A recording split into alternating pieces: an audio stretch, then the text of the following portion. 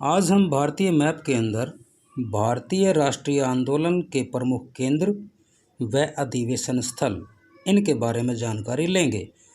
तो सभी पॉइंट्स के बारे में जो जानकारी दी जाए तो उससे ध्यान से नोट करना और अलग से लिख लेना, और साथ में जो पॉइंट बताए जाएं उन पॉइंटों को अपने मैप के अंदर सही से निशान लगाना है ताकि वो याद रह जाए और बार बार इनको भर के देखना है। तो शुरू करते हैं। सबसे पहला आपका चंपारण, ये उत्तर और पश्चिम बिहार के अंदर नेपाल से सटे बॉर्डर के ऊपर ये आपका चंपारण है। किस लिए फेमस है? यह गांधी जी का पहला सत्याग्रह है जो 1917 में चलाया गया था। दक्षिणी अफ्रीका से वापस लौट के आए थे ना, तो उसके बाद पहला ये आंदोलन है जो कि नील की खेती करने वाले किसानों के पक्ष में चलाया था।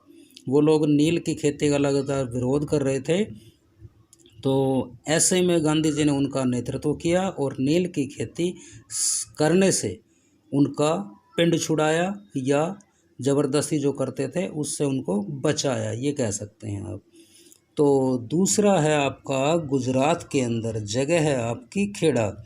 ये देख सकते हैं अहमदाबाद से थोड़ा सा नीचे। और कैसे इसको निर्धारित करेंगे तो ये आपका मध्य प्रदेश जो है ना, इसका लगभग बीच के सीध में, ठीक है, दिखाई दे रहा होगा ना, बीच के लगभग सीध में।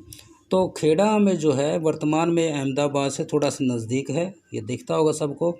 और यहाँ के किसान जो थे, भयंकर अकाल पड़ा था 1918 का जिक्र करें, 17-18 का भयंकर अकाल पड़ा था। तो ऐसे में खेती तो पहले ही चौपट हो चुकी थी और ब्रिटिश सरकार ऊपर से लगान के लिए भी दबाव दे रही थी। तो किसान लगातार विरोध कर रहे थे कि वो लगान देने की हालत में नहीं हैं।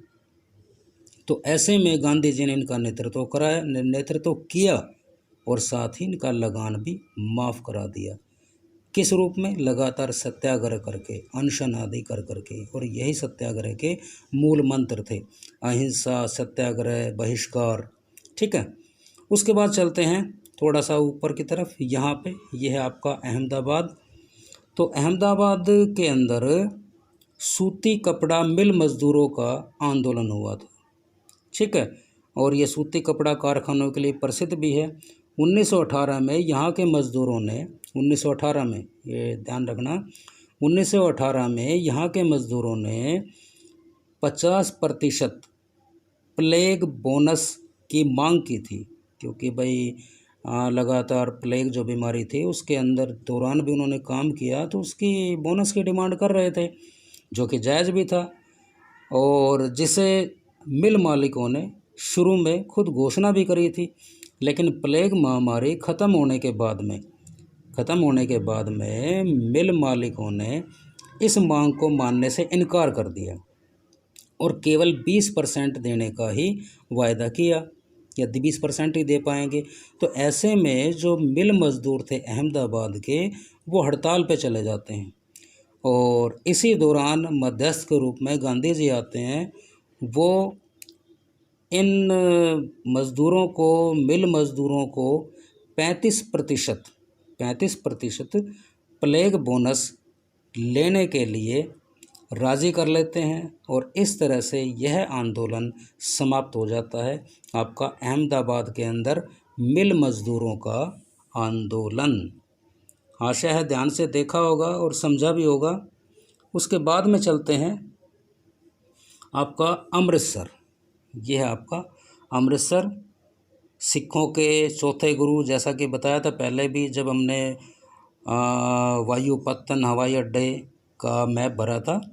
तो यह आपका अमृतसर, सिखों के चौथे गुरु रामदास जी द्वारा बसाया गया शहर, काफ़ी ऐतिहासिक व दर्शनीय स्थल भी है। यहीं पर 13 अप्रैल 1919 को बैसाखी के मेले के उत्सव पे इकट्ठा भीड़ पर जनरल डायर द्वारा लगातार गोलियों की बारिश कर दी, बौछार कर दी, जिसके कारण 400 से अधिक लोग मारे गए, 2000 से अधिक लोग घायल हो गए।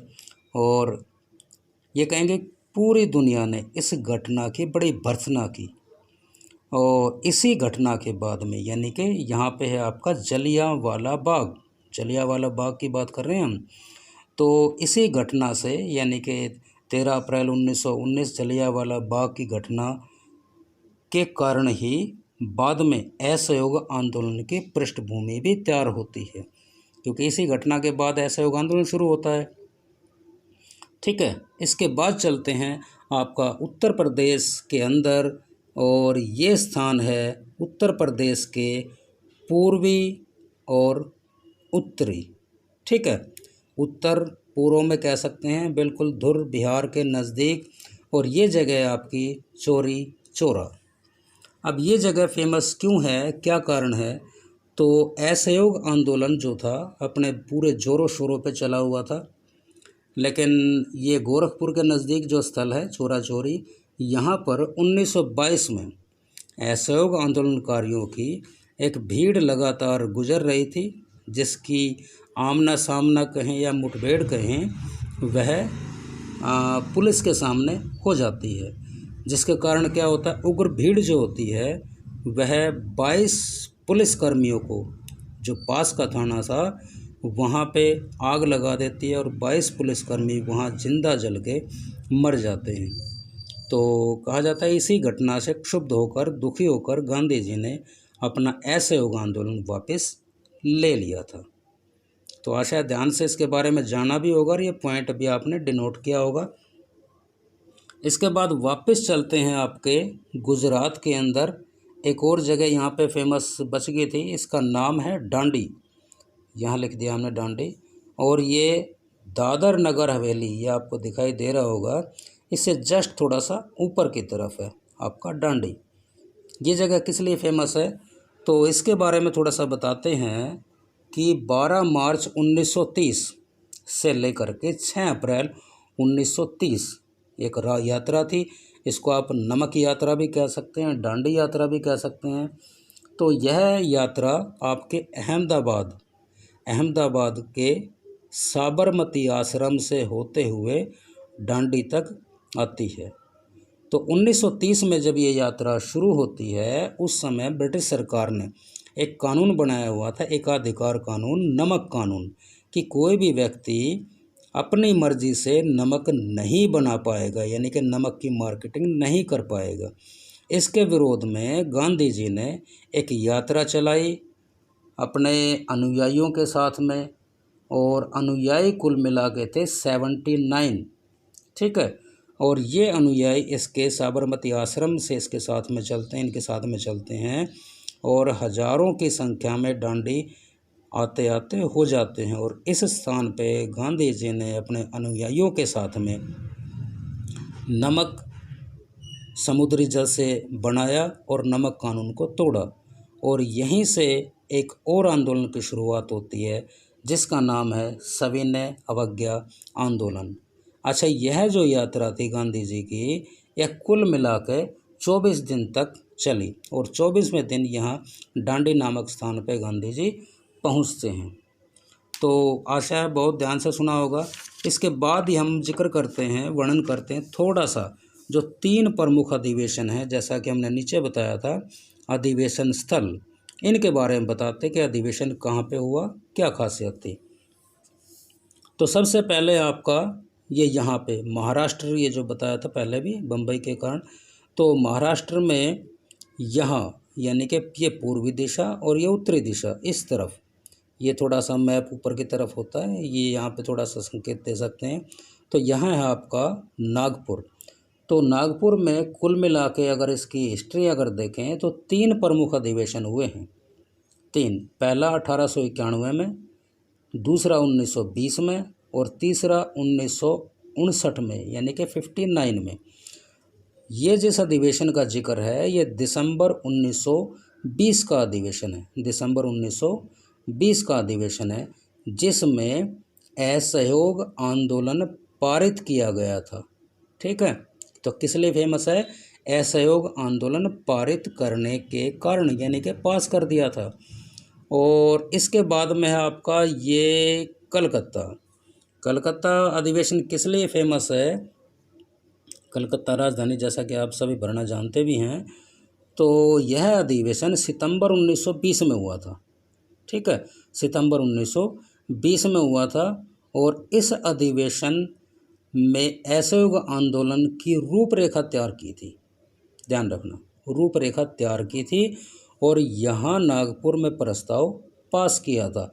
तो अक्सर कई बार ये दोनों भी आ जाते हैं और अलग अलग भी आ जाते हैं, तो कंफ्यूज नहीं होना, दोनों ही 1920 में हैं, लेकिन एक दिसंबर में है और दूसरा सितंबर में है। सितंबर में आपका कलकत्ता अधिवेशन है। ठीक है, उसके बाद लास्ट चलते हैं आपका मद्रास के अंदर। पहले मद्रास बोलते थे इसको, चेन्नई अब बोलते हैं। तो मद्रास के अंदर 1927 में अधिवेशन हुआ। इस अधिवेशन की मुख्य जो विशेषता थी, साइमन कमीशन के विरोध में, जो कि 1928 में आया था, उसके विरोध के बारे में रूपरेखा तैयार जो की गई थी ना, वो आपके मद्रास अधिवेशन में की गई थी 1927 के अंदर। तो आशा है ये सभी जानकारी आपने अच्छे से नोट करी होंगी और मैप में भर के भी देखेंगे। ठीक है, धन्यवाद।